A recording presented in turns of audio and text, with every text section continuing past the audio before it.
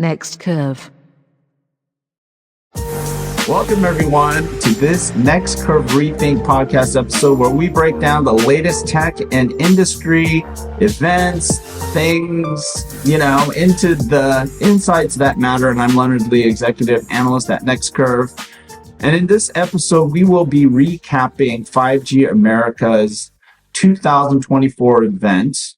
It was the Analyst Forum, which took place in Dallas, Texas on October the 24th. And I'm joined by two of the leading analysts covering mobile wireless and telco infrastructure, Prakash Sangam of Tantra Analyst and Earl Lum of EJL Wireless Research. Gentlemen, how goes it? Doing well, Leonard. Yeah, it was here. Don't talk at once. Yeah. So, hey, before we get, and you know what, I'm just assuming both of you are doing fine. That's what I think I heard. But before we get started, remember to like, share, and comment on this episode and subscribe to the Rethink podcast here on YouTube and on Buzzsprout. Take us on the road and on your jog and everything else. And listen to us on your favorite podcast platform. And so, gentlemen, I would like to confirm that both of you are doing very fine. Is this correct? Correct. Prakash? No. No, I said this. No one can hear a thumb. Hey, it was great hanging out with both of you at 5G Americas, and this year event was really another great one. I have to tell you, I think this is the best analyst event that is put on during the year for pretty much any industry. I think it's amazing what Chris Pearson and his team have done over the years and the advocacy that they've fostered for the telco or mobile wireless industry in particular in the Americas. And so, it's not just the United States, it's all of the Americas, right? So Canada and all of the Americas below our southern border. So it's a huge mandate, and it's a great, I don't know. What do you guys think? I friggin' love it. I thought it was great, and I thought that the second keynote was great because it focused on that southern part of the Americas that we normally don't talk about. So Jose Ortega's presentation, I thought, went really well and really highlighted the problems in the region and what they're trying to address, and the extensive number of people and regulatory officials and agencies and everything that he has to coordinate by himself, essentially, or what seemed like by himself. And that was just an amazing update to really understand what he was doing and what they were doing as an organization. Mm-hmm. And I guess I had wrote on a feedback form, I don't see enough about Latin America and whatever. So I guess they read it, and that was great. So I really thought that it was nice to have that focus on south of the border. Yeah. What about you, Prakash? What do you think about in general? I agree with you. I mean, this is one event where, because there is no media, everybody, operators mainly, tend to open up a little and talk freely rather than just repeating their corporate messaging and corporate messaging guide, if you will, right? And then I agree with Earl and you on Latin America focus. I mean, although it's been part of what 5G America has been doing for a long time, but this year there was a specific focus on the complexity. We tend to think, okay, maybe, there is Brazil and few other countries, right? Mexico, Brazil, and few other countries. At least I don't cover Latin America that much, but that's my view of it. But when you, open their apps, you see it's so many countries, so many regulatory agencies, and so much of complexity. So I think Jose, put it very well on the complexity part of it and all the things that 5G America does for its operators and the vendors, pushing the wireless boundaries there. Yeah, and speaking of Chris Pearson, he was not able to make it this year. Um, Viet Nguyen, who is the VP of, I believe, isn't he the VP of marketing or Correct. communications? Correct. Communications, right? He really stepped in and Yeah, yeah, really huge shoes. He yeah. moderated, or he actually led the chair, the board meeting that preceded the analyst event.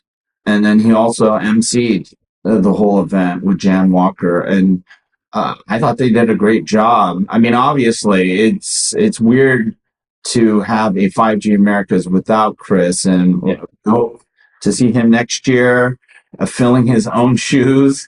yeah. But um, yeah, I think this year was interesting. Speaking of the keynotes, you had Yigal Elbaz, who is the his title escapes me, but SVP of AT&T. yeah, at AT&T, he's a board member. Yeah. He stepped in and did the keynote. And I guess this year's theme was the dawn of 5G advance and technology readiness. Mhm.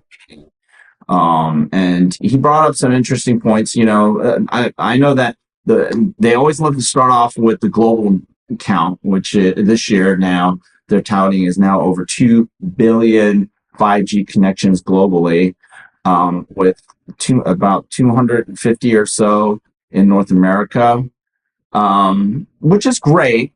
But I think it seems like the handset guys have done a great job of propagating, the 5G readiness and capability.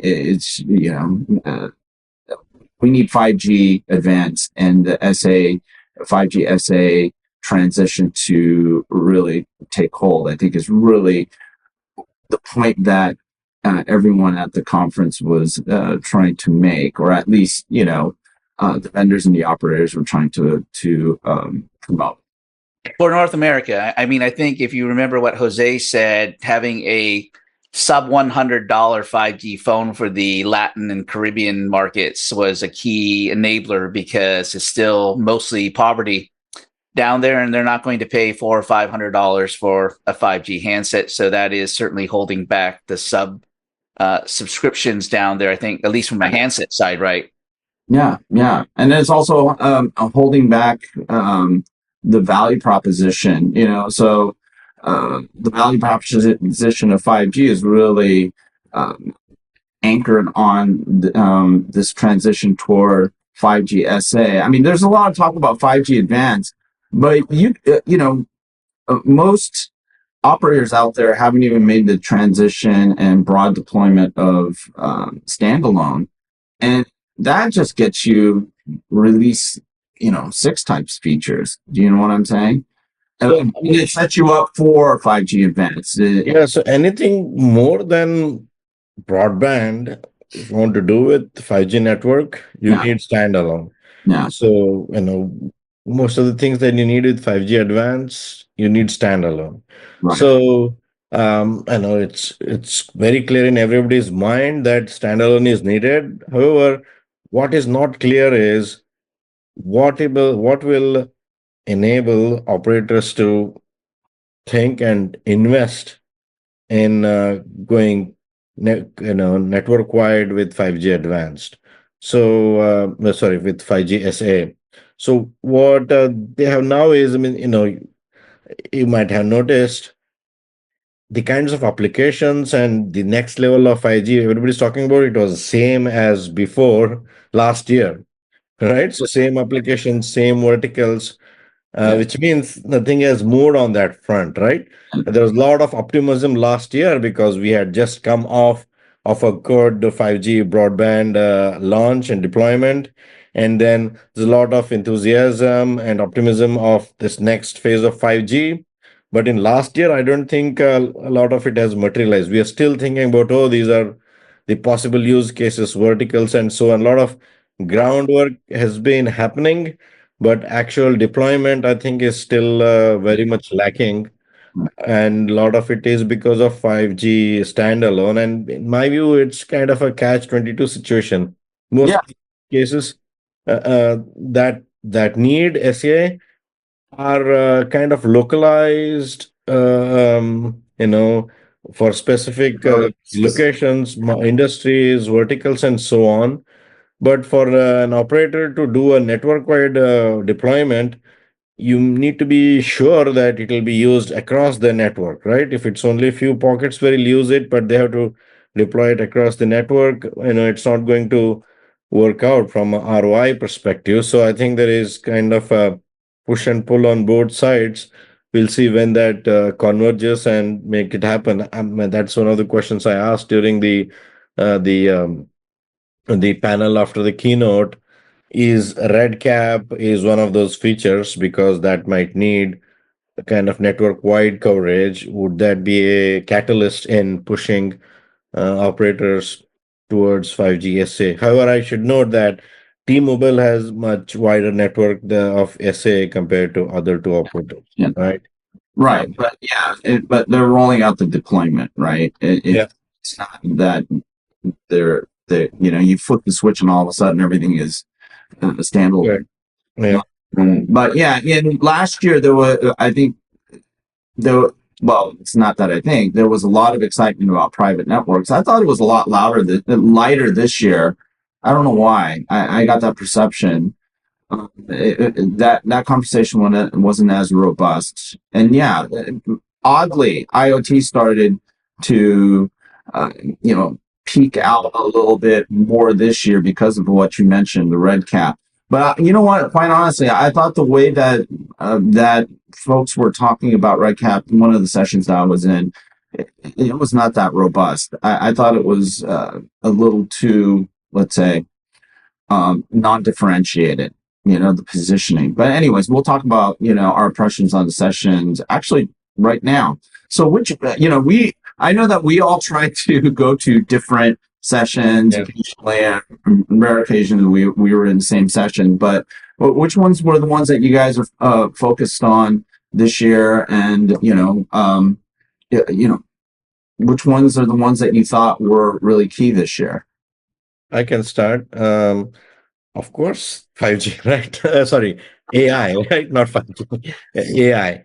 So, I mean, any of the AI roundtables I went to, there was not even sitting room. They had to bring an extra chair to sit, right? I think me and you were in a couple of them. Leonard, where there was no sitting room at all.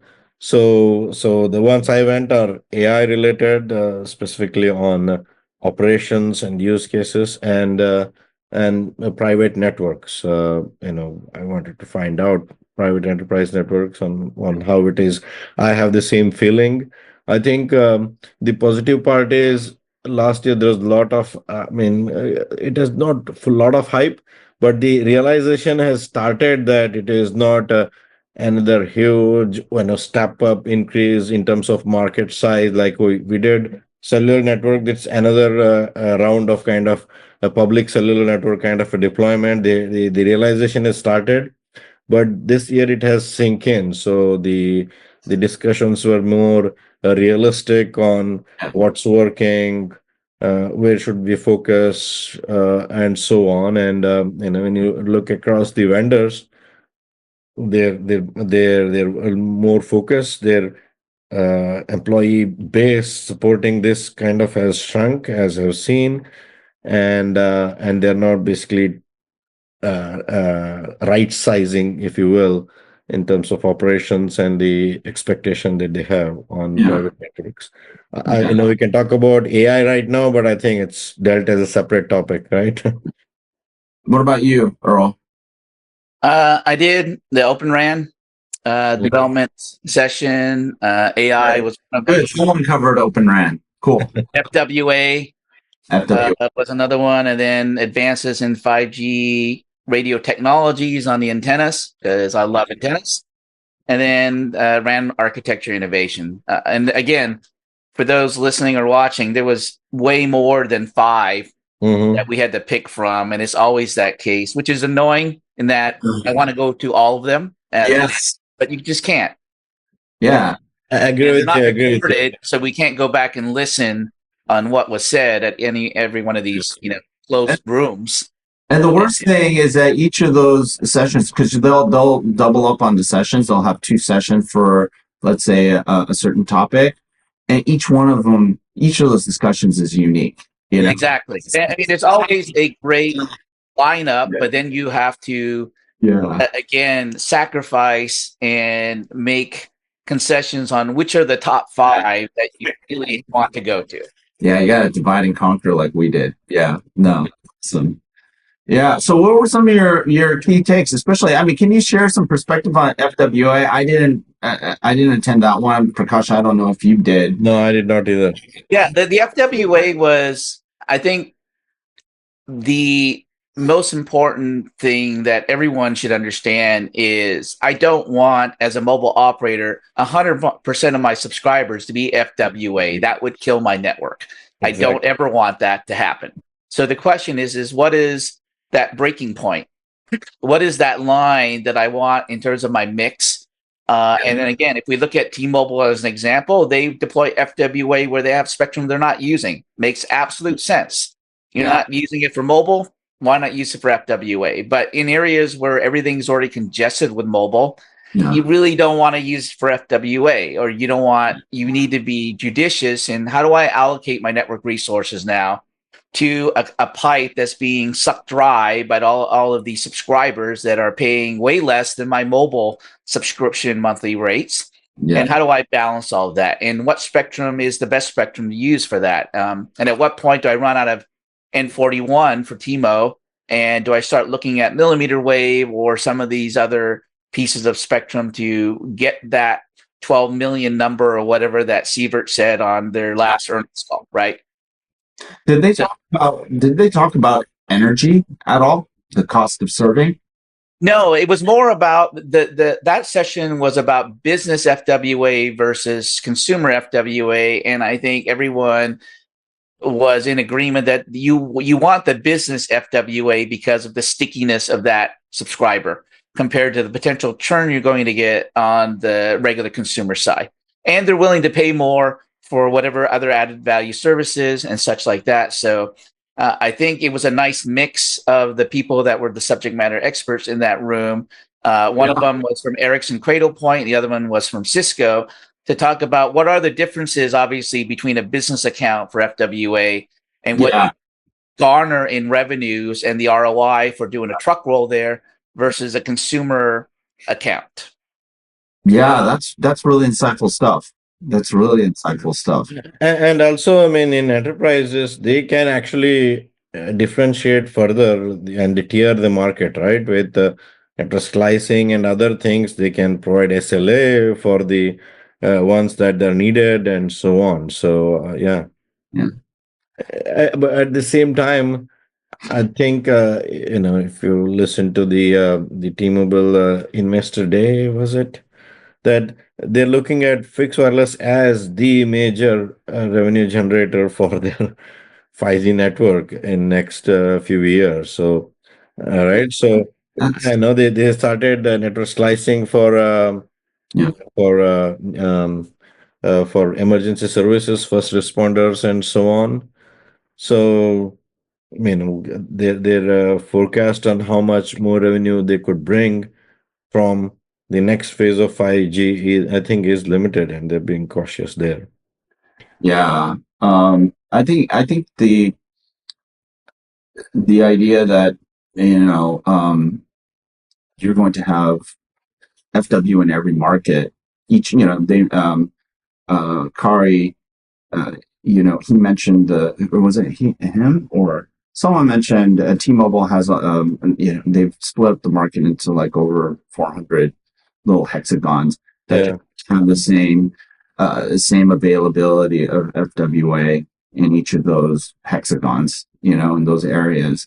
And the economics of all of this is really going to have a huge impact on number one, where they're going to make those services available, but also just the revenue opportunity, and it's augmenting. I don't think it's core. I never thought it was core, but I mean, we have to consider that these are net new opportunities for wireless operators, right? And even cable cos that are coming in with their wireless strategies, be able to get to the last mile using FWA. So yeah, actually, this is a very super interesting modality of connectivity, that's really insightful stuff that you guys are sharing right now. It's the only new revenue earning and new subscriber bringing service 5G has seen so far, right? Yeah. Right. And it's what Wall Street is focused on, which is why they're focused on it, because they want their stocks to go up. Yeah, of course. Yeah. So, hey, what about innovations in the RAN architecture? You mentioned, Earl, Open RAN. I mean, any other types of innovations or takeaways that you got this year that were different from what we heard last year? In my session that I went to for the Open RAN, because there was two, the focus was trying to understand this new D2 interface between DUs, where you could do carrier aggregation. So it was another spec that got thrown into the pot that they're going to have to figure out. And the question is, how does that delay anything that's already in the works today, because you just added another thing that you have to go and make sure you're compliant to as part of the overall specifications. And I think in terms of the market, there wasn't anything new that was really being discussed in terms of on the radio side or on the RIC side or anything else. It was, again, just this new interface that has popped up now that you have to comply to potentially. And when, I'm really not sure on the timing of that. And is it critical today to get it deployed? Probably not.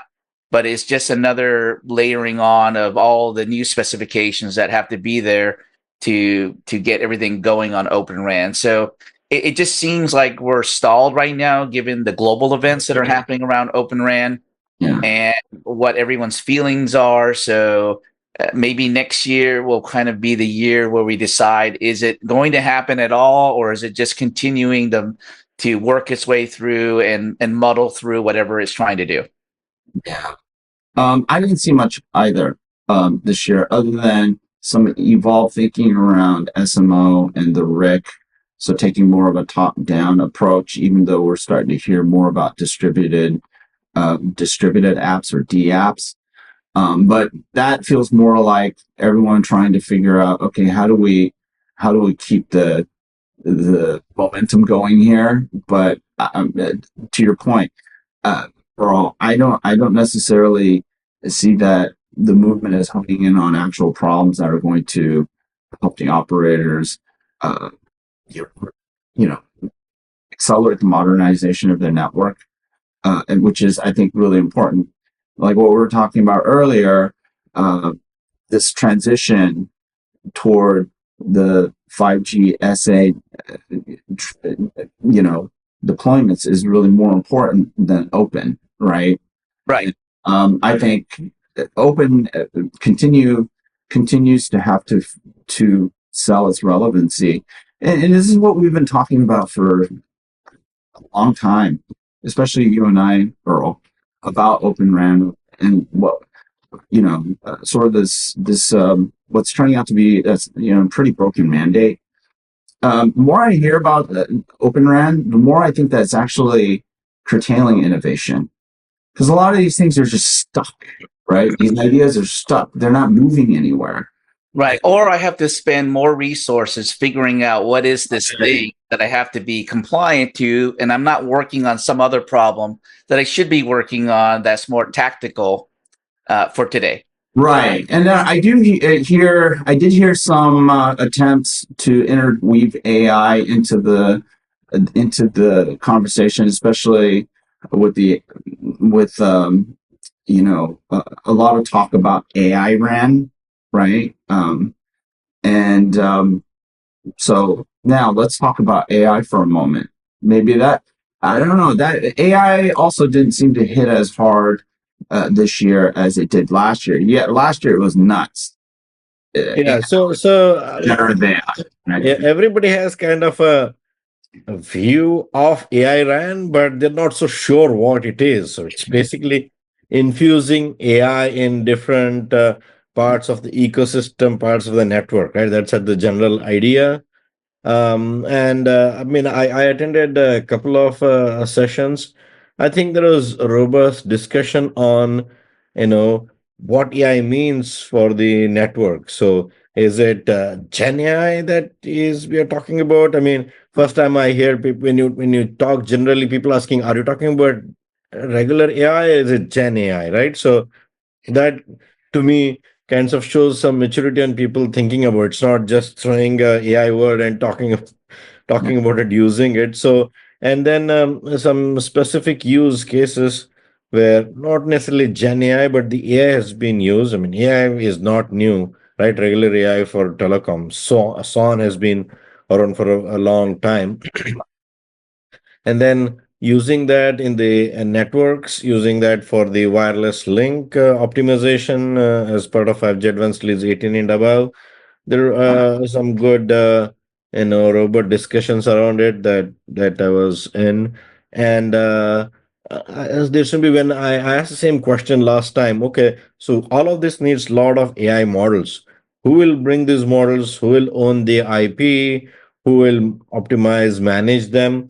There seem to be, some clarity on it that it's not going to be just one provider bringing all the AI and IP, owning the IP. So it's bringing AI models specific for use cases, maybe coming from different parts of the ecosystem.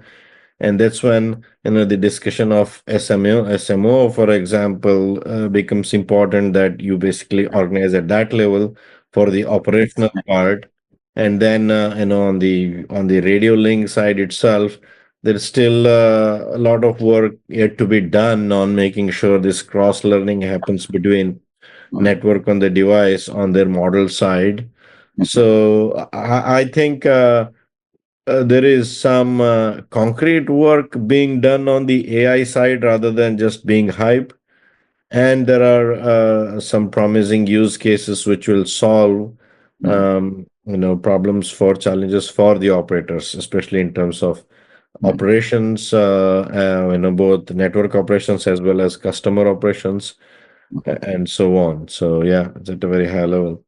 Yeah, I think there's at the moment some significant AI appropriation happening where the generative AI community is now labeling before, last, I would say, um, you know, previous 12 months, the introduction of generative AI, everyone was talking about generative AI. Yeah. These folks are appropriating AI and then throwing everything that people assume is in this AI bucket into this extended Gen AI definition. But what they're actually talking about is Gen AI. And so we saw this in a number of the AI conversations, but you're right. When we started to ask them, what do you really mean here? Are you talking about generative AI or are you talking about all the other good stuff that, some of it works, but there's some stuff that actually works really well. Yeah. And, they're really talking about generative AI. But here's the thing that last year, my one of my key takes was it's experimental at best. Yeah. This year, it's experimental at best. I mean, so these, one of the things that really concerns me are these people going around saying they've solved hallucinations, they've solved all these things. And I'm telling you, I don't hear that from researchers. I don't hear that from people who are actually technologists and data scientists who actually know the technology. They don't say that. So there still needs to be this reconciliation, you know what I'm saying, between what the researchers and the scientists and the people who actually know this stuff in terms of a technology are saying versus what some vendors are saying, and maybe even some operators, right? And so my take is we have not moved that far, and no one presented a case where they were able to deliver some kind of generative AI magic. Yeah, Gen AI, I think, I mean, the realization is you don't have to wait for Gen AI to make AI useful for operators, right? The deployments or the use is more on uh, the non-Gen AI, if you will, in operations. And so I asked this simple question. I mean, sadly, in the panel I was in, on the round table, there was no operator, right? So, I did not get the response from the horse's mouth, but I got some feedback from the providers of AI to this. So, if you consider operator chatbot on their website, should be the lowest hanging fruit for using generative AI, right? And still, it is, if you, and I keep on checking, when I checked last time, not to, a few days ago, still most of those chatbots are static chatbots. You ask any, any little bit difficult, complex question, they connect you to the operator, or the answers are totally gibberish, don't make any sense, just static.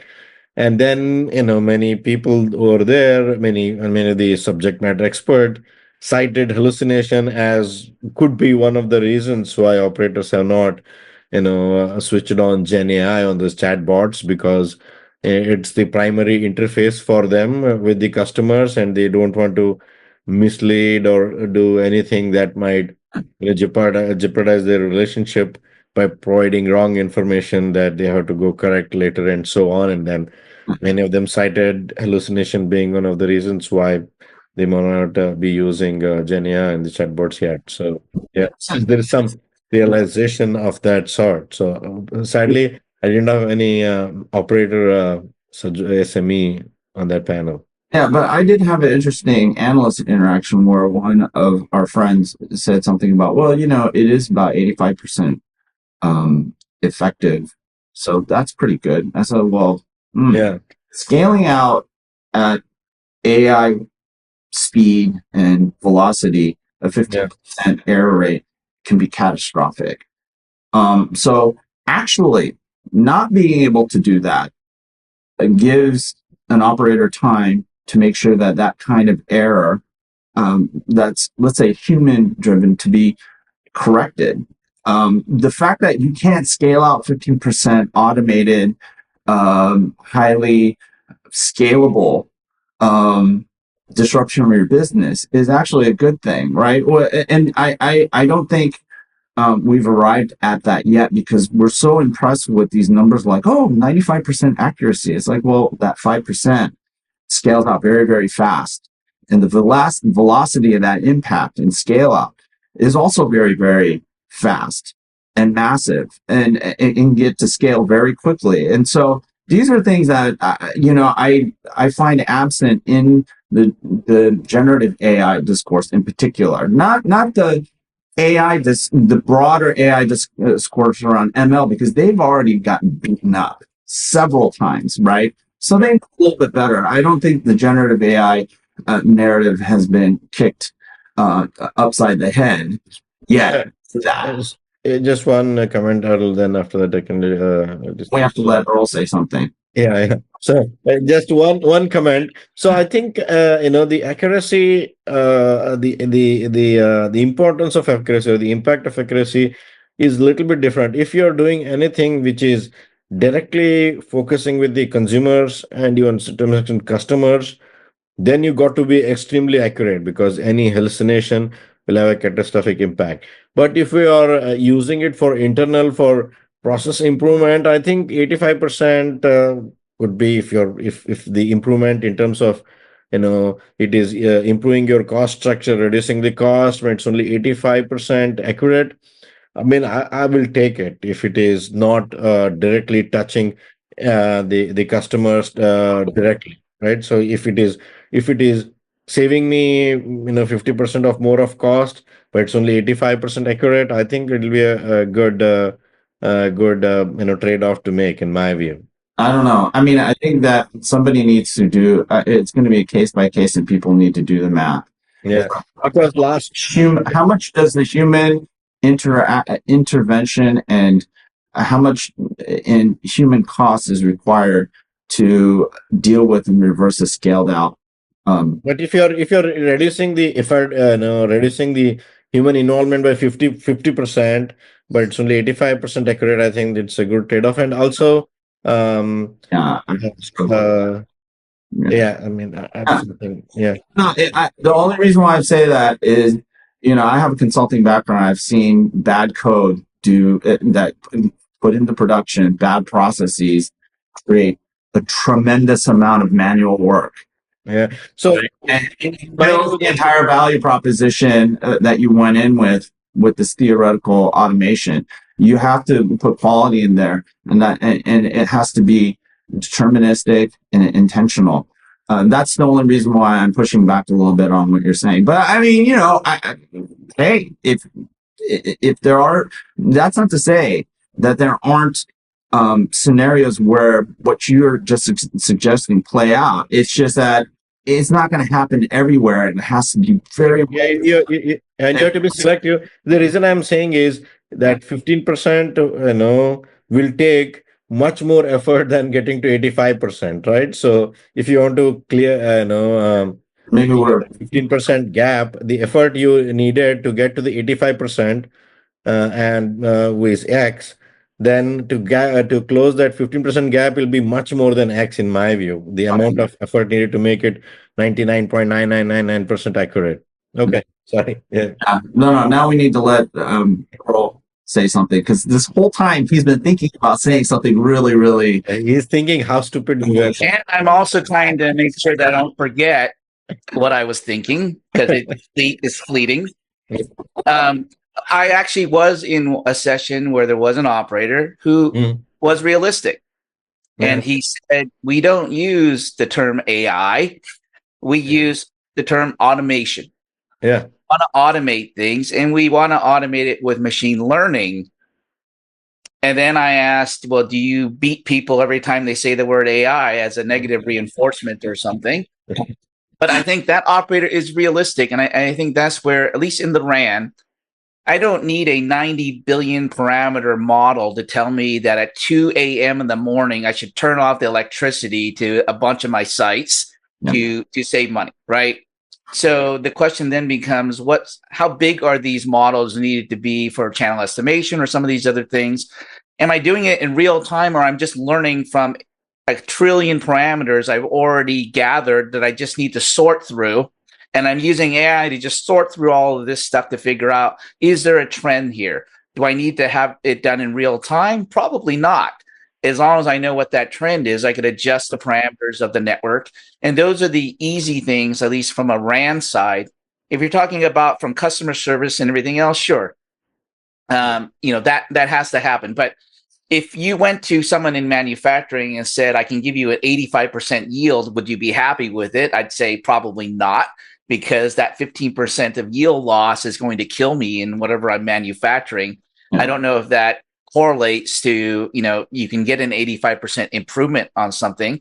But I think in the RAN side, we don't need to have a GPU stuck at every site doing whatever the channel estimation and stuff is going to be happening. There's enough data that everyone can gather from already about what's happening in the environment to where they don't need to do this crazy stuff. But it's not exciting to say it's not GenAI, because that's what the industry wants to promote today. Yeah, and it's interesting that you say that, because there were a lot of people scratching their heads saying, what are we going to do with all this additional, AI compute capacity that's also handling L1 processing?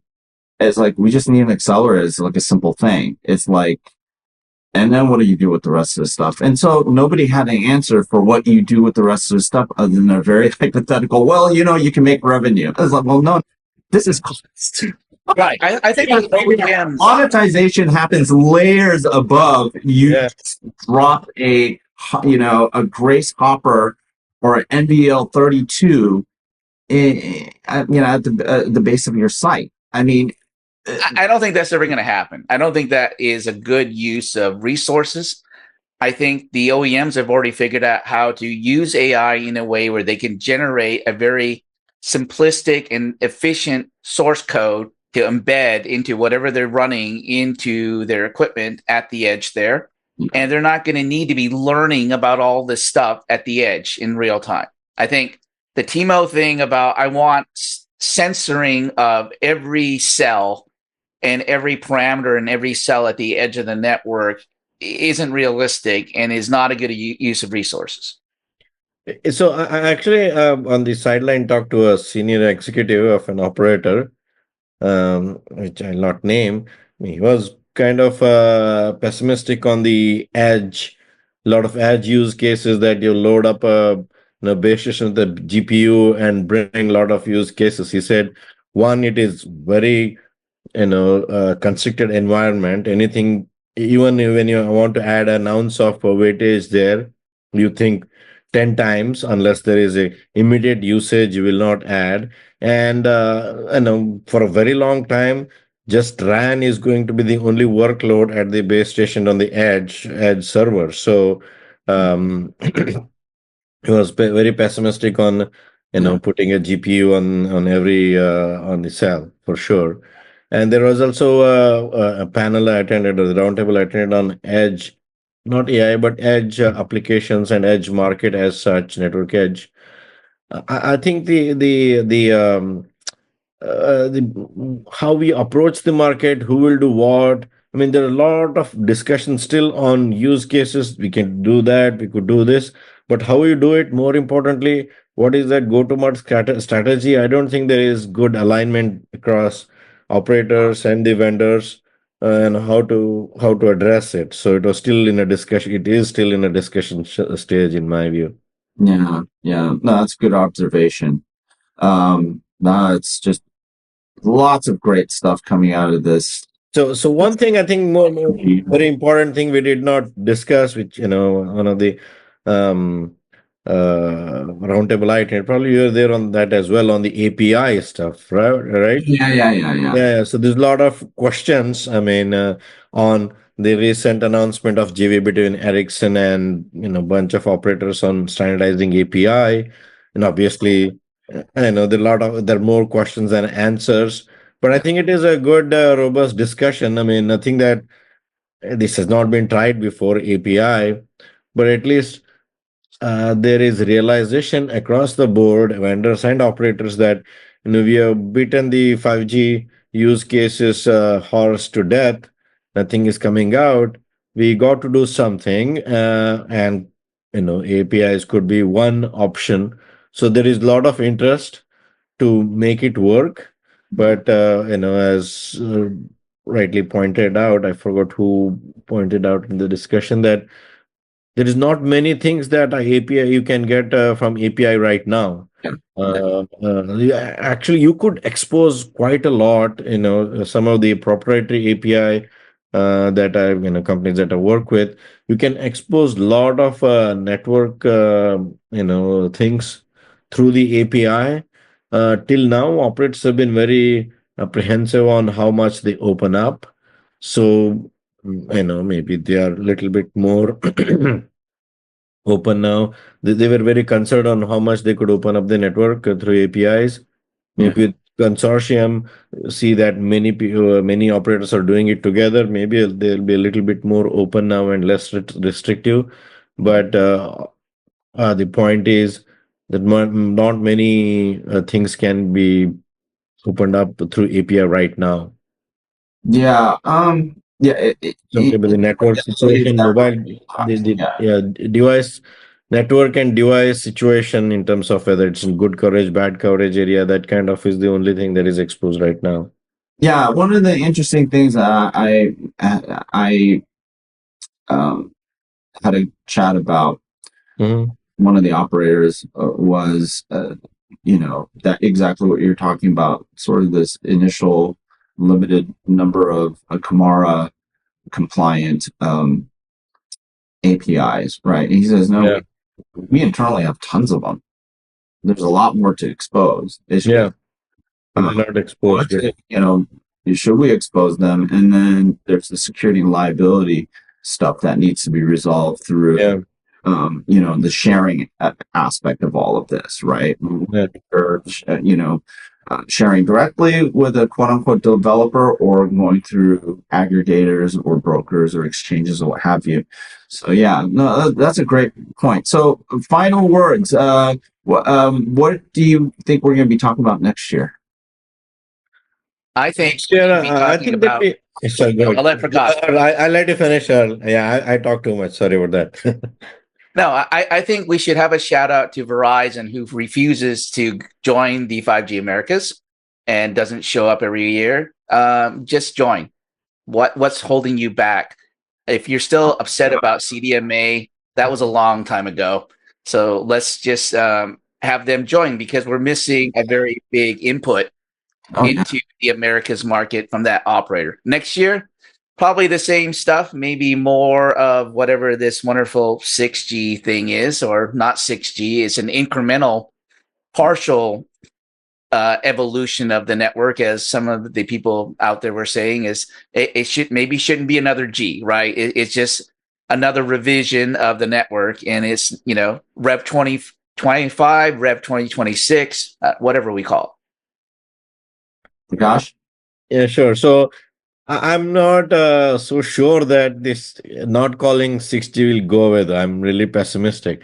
What I'm thinking is some operator, bring in one, feature of even 5G advanced or whatever, see, release 1920 and say, hey, we are 6G and use it as a marketing term. And then if one calls himself 6G, everybody else has to follow. Otherwise, they'll be thought they're behind, right? So and the 60 nomenclature is too sexy, if you will, to not use it by somebody, so we'll see how that goes. And then what will be next year, I think it'll be more a realization of you know more proof points of actual non-gen AI working in the networks and how it is solving problems and challenges, and maybe a clear view on where we stand with Gen AI. Did it solve anything? Can it solve more? Or all the investment, are they worthwhile? And I think there'll be more realization of Gen AI, if you will, scope of Gen AI, I would say, and then how we are using the non-Gen AI in the network, which I think there's a lot of scope. By the way, and also there are issues that were discussed on collecting the data in the network itself for making Gen AI work is a challenge, right? So some of them pointed that out. I forgot to mention that. Hopefully, those will be solved, and probably more 5G advanced, and we'll have tasted what having a 5G standalone network might be and what it can bring, and so on, right? So, and then API, I hope will be further along the discussion, because people thinking it is crunch time, we need to do something about it. Yeah, yeah. By the time it gets to me, everyone's already made all the Covered points. everything. These are all great stuff. Good insights for the listeners to contemplate. a follow up, Leonard, Yeah, and which is where is our spectrum Where is our spectrum? next year when we're back? We're going to look at what spectrum do we have.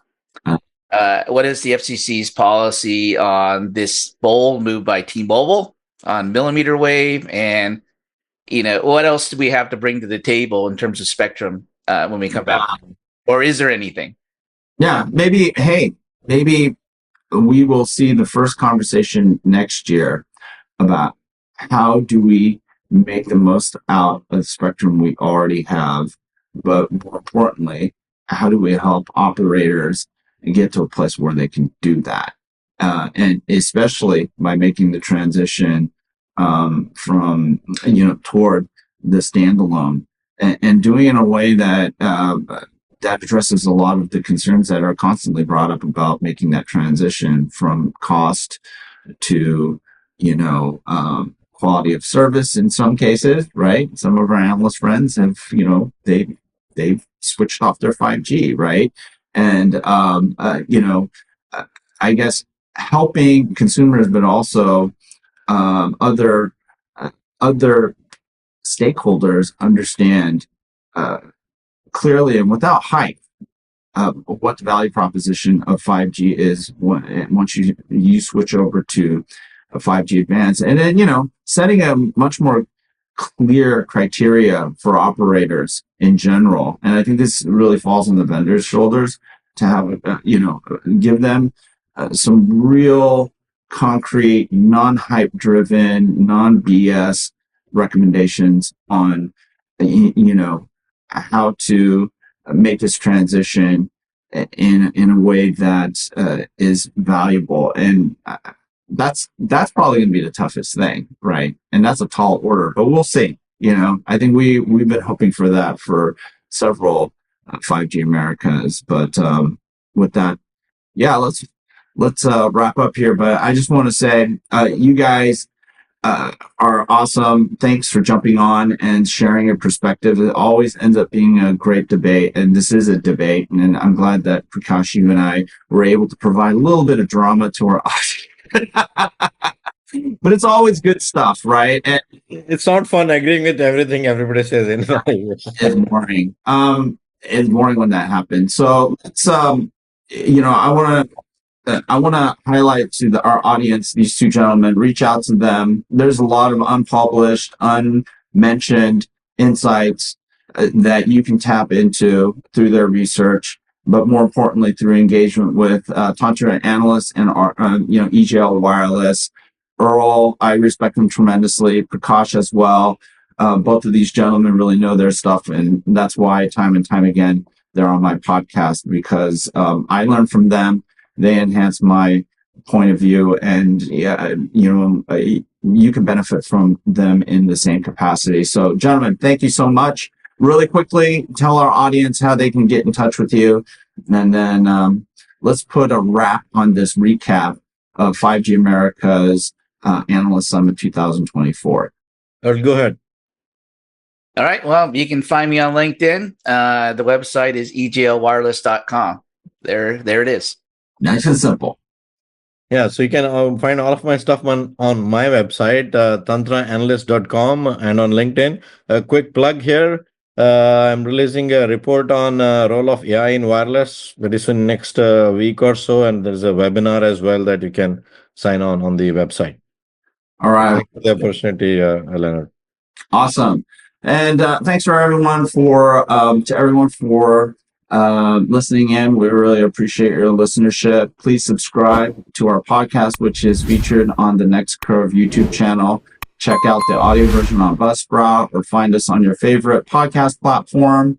Also, subscribe to the Next Curve research portal at www.next-curve.com for the tech and industry insights that matter. We will see you next time. Thank you, gentlemen. Thanks, Larry.